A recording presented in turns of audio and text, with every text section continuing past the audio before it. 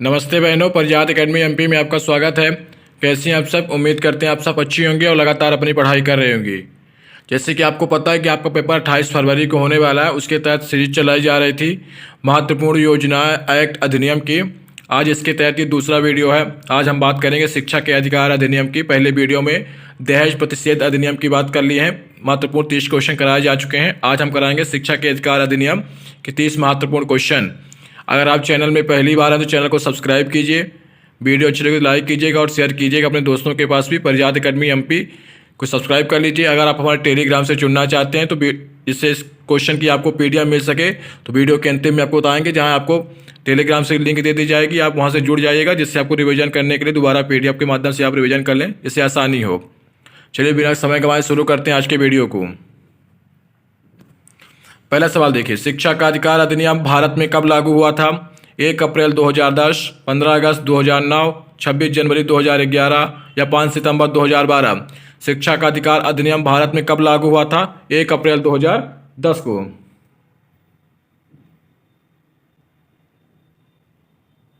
अगला सवाल देखिए, शिक्षा का अधिकार अधिनियम किस आयु वर्ग के बच्चों के लिए अनिवार्य और मुक्त शिक्षा का प्रावधान करता है? 3 से 14 वर्ष, 6 से 14 वर्ष, 10 से 18 वर्ष या 5 से 16 वर्ष। शिक्षा का अधिकार अधिनियम किस आयु वर्ग के बच्चों के लिए अनिवार्य और मुक्त शिक्षा का प्रावधान करता है? ऑप्शन बी 6 से 14 वर्ष।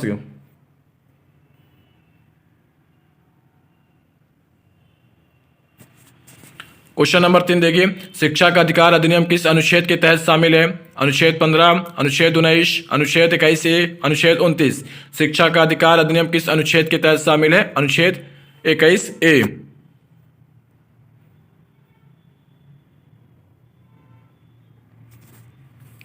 क्वेश्चन नंबर 4 देखिए, शिक्षा का अधिकार अधिनियम के तहत न्यूनतम कितने प्रतिशत सीटें निजी स्कूलों को वंचित वर्ग के बच्चों के लिए आरक्षित करनी होगी? 10%, 15%, 20% या 25%। शिक्षा का अधिकार अधिनियम के तहत न्यूनतम कितने प्रतिशत सीटों निजी स्कूलों को वंचित वर्ग के लिए बच्चों के लिए आरक्षित रखनी होगी? इसका आंसर है आपका ऑप्शन डी, यानी 25%।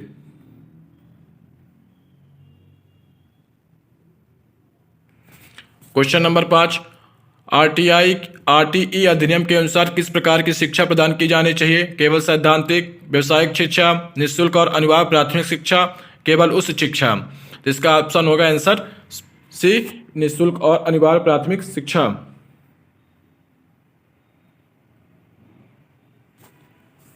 क्वेश्चन नंबर 6 देखिए, शिक्षा का अधिकार अधिनियम के अंतर्गत स्कूलों की जिम्मेदारी क्या है? हर बच्चे का नामांकन और उपस्थिति सुनिश्चित कराना, केवल परीक्षा कराना, फीस बढ़ाना, केवल अच्छे छात्रों को दाखिला देना। शिक्षा का अधिकार अधिनियम के अंतर्गत स्कूलों की जिम्मेदारी है हर बच्चे का नामांकन और उपस्थिति को सुनिश्चित करना, यानी ऑप्शन 1। क्वेश्चन नंबर 7 देखिए, आरटीई अधिनियम के अनुसार स्कूलों में शिक्षकों के लिए न्यूनतम योग्यता कौन निर्धारित करता है? राज्य सरकार, केंद्र सरकार, न्यायालय या निजी संस्थान। आरटीई अधिनियम के अनुसार स्कूलों में शिक्षकों के लिए न्यूनतम योग्यता कौन निर्धारित करता है? ऑप्शन बी, केंद्र सरकार।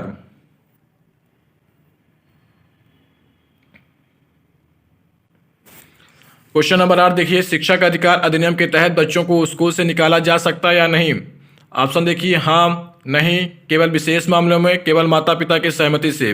शिक्षा के अधिकार अधिनियम के तहत बच्चों को स्कूल से निकाला जा सकता है या कि नहीं? बच्चों को स्कूल से नहीं निकाला जा सकता, यानी ऑप्शन बी, किसी भी परिस्थिति में बच्चों को स्कूल से नहीं निकाला जा सकता।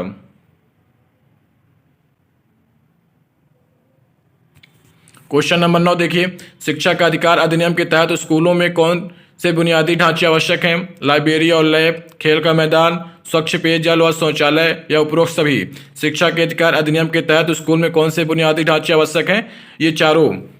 इसका आंसर होगा उपरोक्त सभी।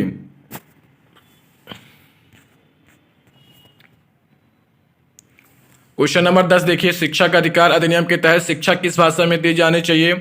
अंग्रेजी, मातृभाषा या क्षेत्रीय भाषा, संस्कृत या किसी भी भाषा में। शिक्षा के अधिकार अधिनियम के तहत शिक्षा किस भाषा में दी जानी चाहिए? मातृभाषा और क्षेत्रीय भाषा में।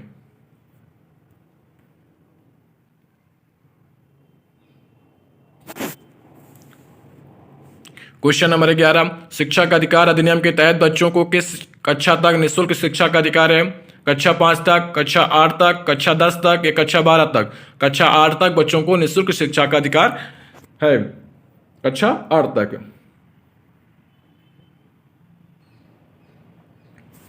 शिक्षा का अधिकार अधिनियम के अंतर्गत निजी स्कूलों को वंचित वर्ग के बच्चों के लिए आरक्षित सीटें की लागत कौन वहन करता है? निजी स्कूल, राज्य सरकार, केंद्र सरकार, केंद्र और राज्य सरकार मिलकर। तो इसका आंसर होगा ऑप्शन डी, केंद्र और राज्य सरकार मिलकर।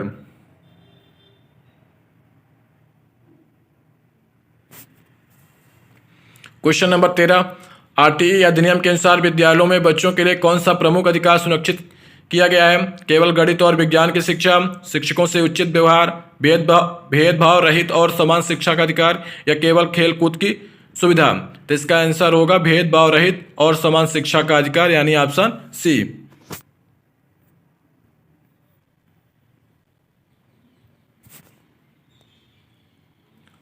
क्वेश्चन नंबर 14 देखिए, शिक्षा का अधिकार अधिनियम के तहत कितने किलोमीटर के भीतर प्राथमिक विद्यालय होना आवश्यक है? 1 किलोमीटर, 3 किलोमीटर, 5 किलोमीटर या 10 किलोमीटर?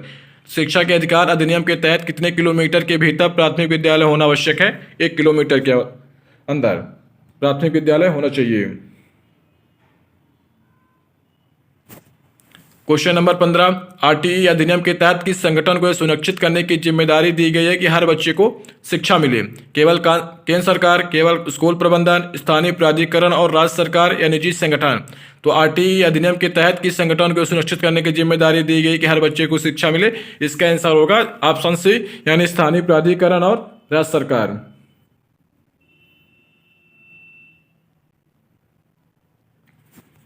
आरटीई अधिनियम के तहत स्कूलों में एक शिक्षक के लिए अधिकतम कितने छात्रों का अनुपात होना चाहिए, यानी प्राथमिक स्तर पर? 1:20, 1:30, 1:40, 1:50। आरटीई अधिनियम के तहत स्कूलों में एक शिक्षक के लिए अधिकतम कितने छात्रों का अनुपात होना चाहिए? 1:30।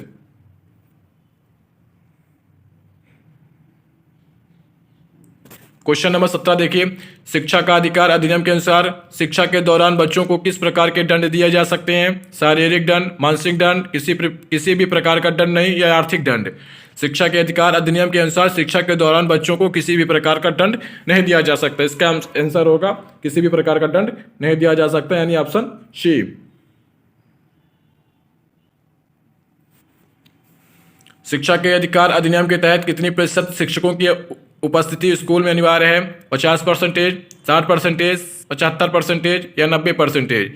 शिक्षा का अधिकार अधिनियम के तहत कितने प्रतिशत शिक्षकों की उपस्थिति स्कूल में अनिवार्य है? इसका आंसर होगा ऑप्शन डी, 90%।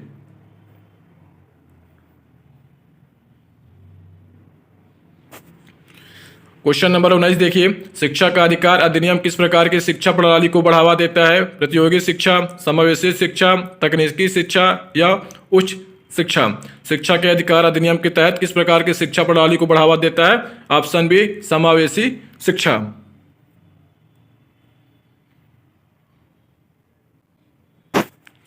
क्वेश्चन नंबर 20 देखिए, आरटीई अधिनियम के तहत माता पिता या अभिभावक की क्या जिम्मेदारी है? फीस भरना, बच्चों को स्कूल भेजना, स्कूल की गतिविधियों में हिस्सा लेना, बच्चों को शिक्षा के लिए प्रेरित करना? आरटीई अधिनियम के तहत माता पिता या अभिभावक की क्या जिम्मेदारी होती है? जो स्कूल में गतिविधियां हो रही हैं बच्चों के साथ साथ आपको भी हिस्सा लेना है, यानी ऑप्शन सी। शिक्षा के अधिकार अधिनियम के तहत स्कूल प्रबंधन समिति में कितने प्रतिशत सदस्य अभिभावक या संरक्षक होते हैं? इसका आंसर आप लोग कमेंट बॉक्स में दीजिएगा। कमेंट करेगा 21 का 21 लिख दीजिएगा, उसके बाद जो ऑप्शन होगा वो लिख दीजिएगा। शिक्षा के अधिकार अधिनियम के तहत स्कूल प्रबंधन समिति में कितने प्रतिशत सदस्य अभिभावक या संरक्षक होते हैं?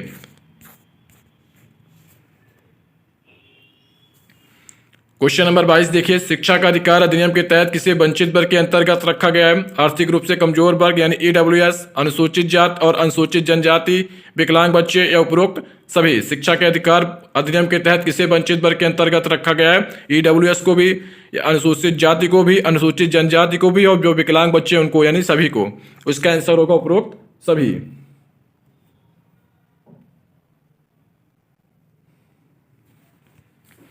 क्वेश्चन नंबर 23 देखिए, शिक्षा के अधिकार अधिनियम के अनुसार किस उम्र के बच्चों को स्कूल में प्रवेश देने से मना नहीं किया जा सकता?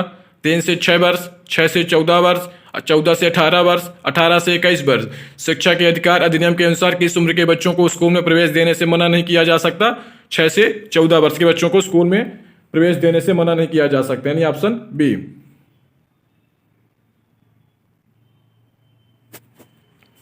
क्वेश्चन नंबर 24 देखिए, शिक्षा का अधिकार अधिनियम के तहत शिक्षकों पर कौन सी गतिविधियां प्रतिबंधित हैं? ट्यूशन पढ़ाना, चुनावी कार्यों में भाग लेना, स्कूल प्रबंधन में हिस्सा लेना या खेल सिखाना।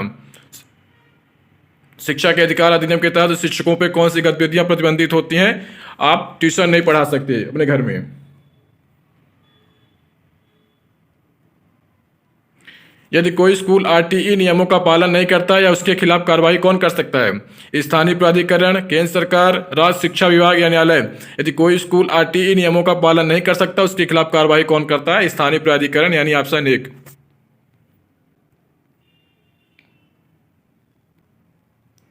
क्वेश्चन नंबर 26 देखिए, शिक्षा का अधिकार अधिनियम के तहत कितने वर्ष तक के बच्चों के लिए स्कूल में दाखिला दिया जा सकता है, भले उनके पहले स्कूल में पढ़ाई न की हो? शिक्षा के अधिकार अधिनियम के तहत कितने वर्ष तक के बच्चों के लिए स्कूल में दाखिला दिया जा सकता है, भले उन्होंने स्कूल में पढ़ाई न की हो? इसका आंसर होगा 14 वर्ष से।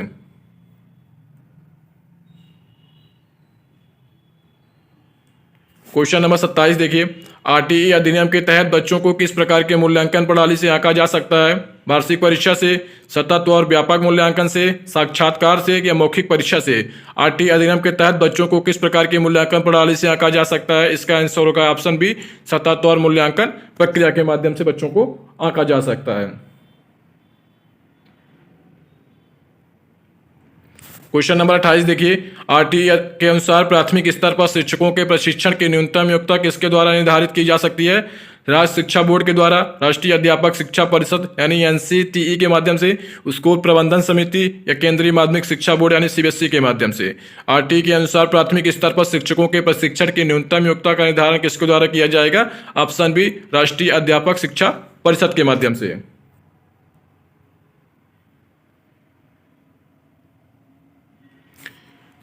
आज का दूसरा लास्ट क्वेश्चन देखिए, शिक्षा के अधिकार अधिनियम के तहत विद्यालयों को न्यूनतम कितने कार्य दिवस पूरे करने आवश्यक हैं? 180 दिन, 200 दिन, 220 दिन या 240 दिन? शिक्षा के अधिकार अधिनियम के तहत विद्यालयों को न्यूनतम 200 दिन तक कार्य दिवस पूरे करना आवश्यक है, यानी ऑप्शन बी।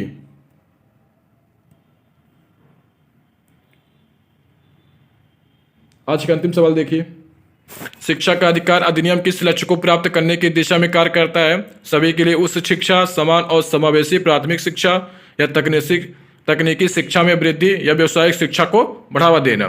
तो शिक्षा का अधिकार अधिनियम किस लक्ष्य को प्राप्त करने की दिशा में कार्य करता है? समान और समावेशी जो प्राथमिक शिक्षा है उसको बढ़ाने के लिए काम करता है, दिशा प्राप्त करने के लिए काम करता है, यानी ऑप्शन बी।